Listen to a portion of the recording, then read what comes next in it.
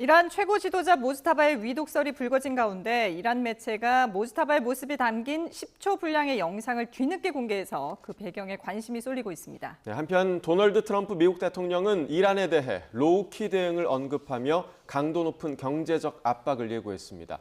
전문가와 함께 관련 소식 짚어보겠습니다. 백승훈 한국외대 중동연구소 연구위원 나오셨습니다. 어서 오십시오. 네, 어서 오세요. 안녕하십니까. 네.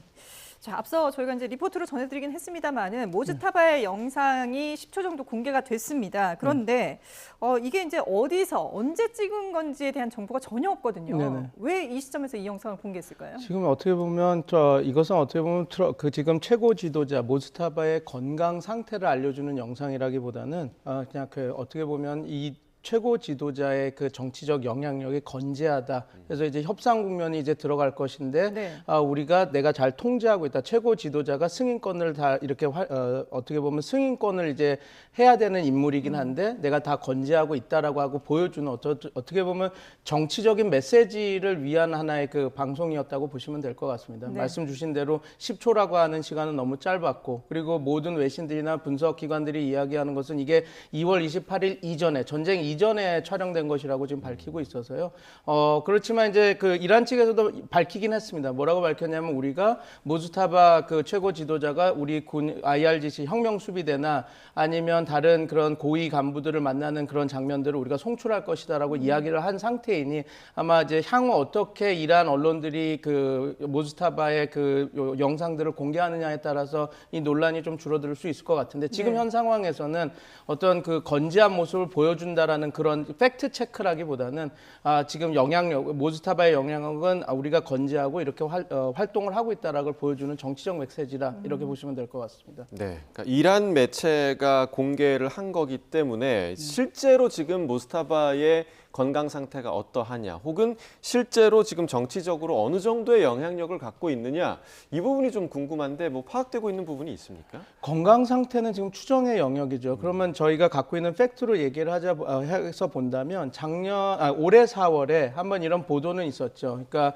2월 28일 공격 때 큰 피해를 받은 것은 사실이다. 그러니까 얼굴과 다리에 크게 이렇게 상처를 받은 것 같다라고 하는 것이 로이터에서 이제 보도가 됐는데 그 로이터도 그 혁명 수비대와 거기 있는 그 고위 관계자와 연결되어 있는 복수의 매체를 통해서 통해서 이렇게 들은 사실이다라고 얘기를 했는데 그때도 나왔던 얘기가 정신적으로는 건재하다. 그래서 구두로 다 이야기를 보고를 듣고 있고 그 어떤 지시를 내리고 있다라고 얘기를 했거든요. 네. 그리고 그 이후에 이제 7월달, 6월달, 7월달, 6월달에 저희가 그러니까 MOU를 할 때도 트럼프 대통령 본인이 이번 협상 MOU가 이제 모즈타바가 부재한 상태에서 한 거니까 불안정한 협상 아니냐라고 얘기했을 때 아니다, 모즈타바가 제한적이긴 하지만 확실히 이야기를 하고 있다라고 트럼프 대통령이 밝힌 부분입니다. 그리고 7월 말이죠.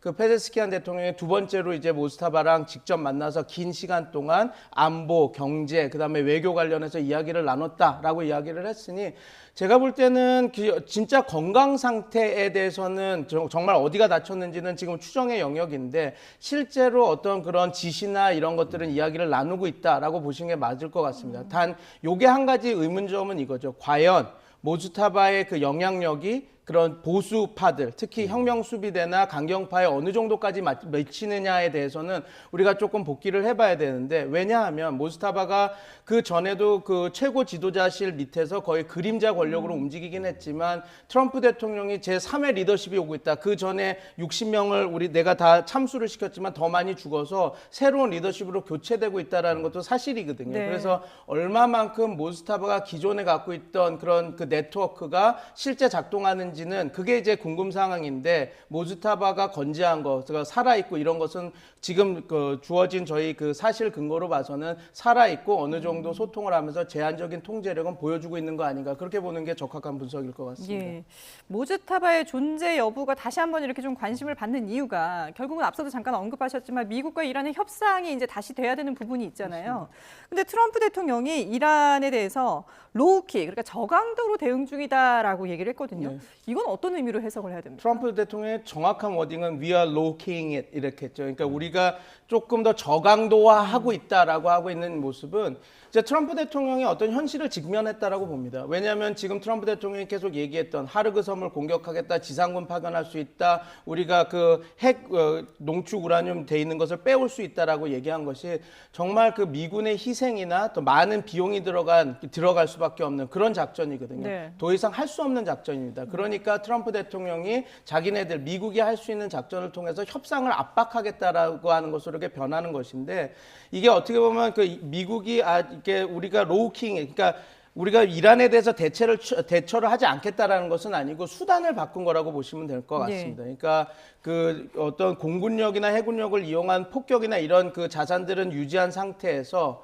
그 이란의 경제 제재를 계속 높여감으로써 지금 그 이란이 협상장에 나올 수밖에 없게 만들겠다라고 하거든요. 그리고 트럼프 대통령이 최근에 이 발언도 했습니다. 지금 그러니까 이란군이 지금 월급도 못 주고 있다라고 하고 얘기하고 있는 것은 이 전쟁에 대해서 지금 트럼프 대통령이 가장 아픈 것을 누르겠다라고 이렇게 얘기하는 것인데 저는 이렇게 보고 있습니다. 그렇다고 해서 이게 그냥 과거에 2월 28일 전쟁 이전처럼 경제 제재를 하면서 가겠다라는 것은 아니고 경제 제재를 하면서 이렇게 압박을 하지만 좀 빠른 시일 내에 협상장에 나오기 위한 그런 그 강압이지 이게 그냥 세워라 내워라 할 정도로 끌려고 하는 그런 것은 아니다. 왜냐하면 이란도 지금 미국의 약점을 알거든요. 이런 식으로 계속 그 협상을 지원하려고 했을 때는 석유값을 올리면서 이제 압박을 할 수 있는 카드가 있고 호르무즈 카드가 있기 때문에 네.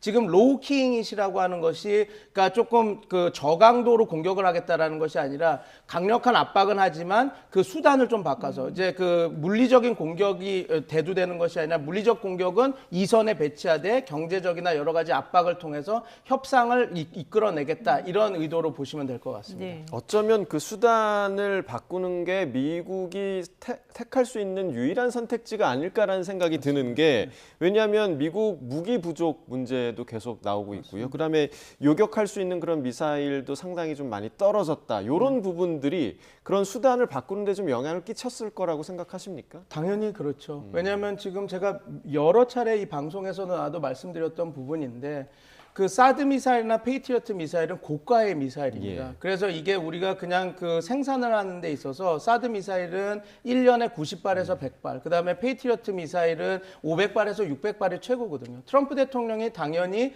사드 미사일과 페이트리어트 미사일을 더 많이 생산하라라고 해서 CEO를 불러서 닥달을 했지만 그런 식으로 이렇게 생산력이 늘어나는 그런 물품들이 아닙니다. 예. 왜냐하면 우리가 포르쉐나 그 고가의 그 부가가치가 높은 장비들을 봤을 때 우리가 대량 생산해 놓고 세일즈맨들이 가서 파는 게 아니라 주문 생산이지 않습니까? 그렇죠. 주문해서 내가 포르쉐를 살 테니 이 정도 돈을 우선 그탁금으로 엮어 놔야 이제 들어가는 건데 사드 미사일과 페이트리어트 미사일도 그런 미사일입니다. 왜냐하면 당연히 지금 이 물량을 주문 생산을 해서 주문을 받고 해야지 대금을 받을 수 있지 그냥 마냥 생산해 놨다가 하면 그 효율이 안 맞거든요. 그래서 지금 말씀드린 것처럼 트럼프 대통령 지금 복수의 그 싱크탱크에서도 나오고 있지만 지금 그 보수적으로 잡아도 페이트리어트 미사일 같은 경우 65%가 소진됐다고 재고량에 소진됐다고 얘기를 하고 있고 예. 사드 미사일도 250기 미만으로 지금 남아 있을 거다라고 지금 그 영미권 싱크탱크에서도 다 얘기를 하고 있지 않습니까? 그렇게 된다면 지금 그 사드 미사일 같은 경우는 90발, 1년에 90발밖에 생산 못 하는데 250기보다도 더 적게 갖고 있다라고 하는 것은 지금 그 이란이 다시 공격을 재개했을 때 그것을 요격할 수 있는 방어할 수 있는 그 방어 체계에 심각한 그런 훼손이 올 수밖에 없고 지금 그게 영향이 돼서 우크라이나 쪽에도 우리가 요격 미사일 이런 거 지원할 수 없다라고 얘기를 하고 있지 않습니까? 근데 이런 거 자체가 대만 해협에서도 문제가 되기 때문에 지금 앵커님 말씀하신 대로 트럼프 대통령이 지금 로우키로 이렇게 대하지 않는 수밖에 없는 그런 상황에 지금 봉착하고 있다는 것은 일견사실이고 전 재밌는 부분이 이게 미국 측에서 흘러나오고 있다라는 겁니다. 미국 측 그것도 핵심 인사에서부터. 펜타곤의 그 장성들이 지금 트럼프 대통령의 보고를 해봤자 이것들이 안 되니 언론에 흘리고 있는 것이거든요. 이게 어떻게 보면 언론을 이용해서 더 이상 전쟁을 이끌 수 없는데 이러고 있다라는 모습이 지금 보여주고 있는 모습이라서 트럼프 대통령이 어쩔 수 없이 울며 겨자 먹기 식으로 로우킹 전략을 쓸 수밖에 없는 이 상황에 온 것 아닌가 저는 그렇게 보고 있습니다. 그런데 이런 상황에서 이란은 최상위 안보기구인 최고 국가안보위 사무총장에 모흐센 레자이를 임명했습니다. 이 인물은 어떤 인물로 봐야 되나요? 상당히 확신범, 그 이념적인 인물이죠. 왜냐하면 그 혁명수비대에서 그 16년, 그러니까 혁명수비대가 만들어진 1980년 1년부터 1997년까지 그 혁명수비대 사령관으로 있었고 가장 그 혁명수비대가 역량을 키워갔던 이란-이라크전, 1980년대 이란-이라크전에서 최고 사령관으로서 전쟁에 참여를 했던 전형적인 혁명수비대 1세대 그 지휘관입니다. 네. 근데 그 제대로 된 군사교육을 받았던 지휘관은 아니고요. 테헤란 대학교 기계공학과 출신입니다. 그래서 나오고 그렇지만 그 공학과 활동을 하면서 만수룬이라고 하는 무장 단체에 있으면서 이제 그 호메이니를 지지했던 그런 이란 혁명을 지지했던 사람이거든요. 그렇게 보면 어떻게 보면 완벽한 강경파가 들어온 것 아닌가라고 볼 수 있는데 네. 말씀드린 것처럼 1981년에 그 혁명수비대 사령관으로서 임명이 된 다음에 1997년까지 있다가 나왔는데 그 다음에는 완전히 변경을 했습니다. 어떻게 했냐면 그 97년에 나오자마자 테헤란 대학교 경제학과에 그 가서 공부를 계속해서 경제학 박사를 받고 경제 관료, 경제 안보 관료로 이렇게 활동을 오래 원로로서 했거든요. 그래서 물론 당연히 그 시작은 되게 이념적이고 혁명적이고 그다음에 좀 보수파일 것 같지만 상당히 그 행보에 있어서는 그 졸가르드 이전에 그 최고 안보 회의의 그 사무총장보다 조금 더 실용적인 모습을 많이 보여줬습니다. 네. 이번에도 이 전쟁 국면에서도 이런 얘기를 했죠.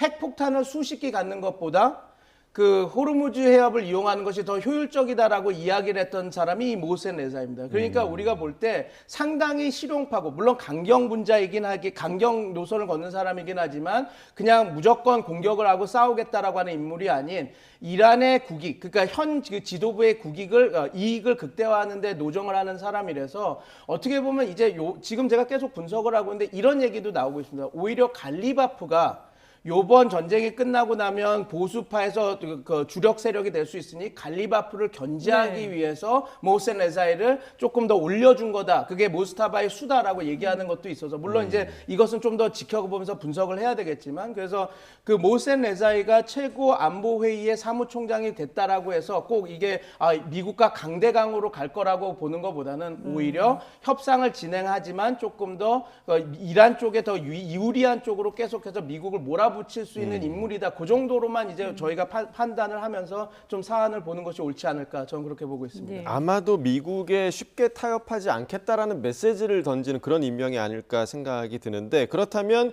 이후에 호르무즈 해협과 관련된 협상에서는 좀 어떤 효과를 발휘할까요? 좀 짧게 좀 부탁드리겠습니다. 짧게 말씀드리면 MOU 관련해서 이걸 이행한 문제가 이제 세게 될 것인데 아마 이럴 것 같습니다. 관리권, 호르무즈 관리권. 지금 통행료 관련해서는 5%, 7%다, 오만은 3%를 얘기하고 있다. 미국은 0%다 얘기를 하고 있는데 통행료 관련해서는 제가 돈을 많이 받을 거라고 생각은 하진 않지만 관리권의 입장에서는 모센 레자이는 계속 우리가 어느 정도 관리권은 가져야 간다고 얘기를 할 겁니다. 그리고 이제 핵협상으로 넘어가면 농축 우라늄의 농도나 이런 것들은 희석시킬 수 있어도 농축 우라늄에 하는 그 권한 그러니까 국제법에서 이행하는 권한을 우리가 지키겠다라고 하는 그거를 마지노선으로 계속해서 협상에 임할 것 같다라고 저는 분석하고 있습니다. 예, 모센 레자이의 앞으로의 활약도 좀 지켜봐야 될 것 같습니다. 지금까지 백승훈 한국외대 중동연구소 연구위원과 함께했습니다. 잘 들었습니다. 감사합니다.